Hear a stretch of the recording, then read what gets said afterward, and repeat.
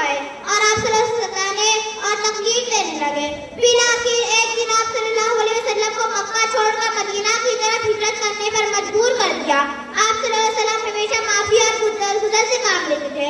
आप सल्लल्लाहु अलैहि वसल्लम को कोई सताता या तकलीफ देता तो वो उसे बदला लेने के बजाय उसे माफ कर देते। एक दफा का वाकया है, आप सल्लल्लाहु अलैहि वसल्लम एक तरफ से सो गए, तलवार शाख से लटका दी। एक दुश्मन आया, तलवार निकाल कर कहने लगा, बताओ अब तुम्हें कौन बचाएगा? आप सल्लल्लाहु अलैहि वसल्लम ने फरमाया, अल्लाह। वो शख्स हैबत ज़दा होकर चक्कर खाकर गिर गया। आप सल्लल्लाहु अलैहि वसल्लम ने तलवार उठाई, फरमाया कि अब तुम्हें कौन बचाएगा? वो शख्स हैरान हो गया। आप सल्लल्लाहु अलैहि वसल्लम ने फरमाया, जाओ मैं बदला नहीं लेता।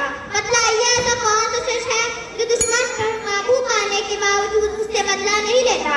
आप सल्लल्लाहु अलैहि वसल्लम की हयात तैयबा ऐसे वाक़यात से भरी पड़ी है।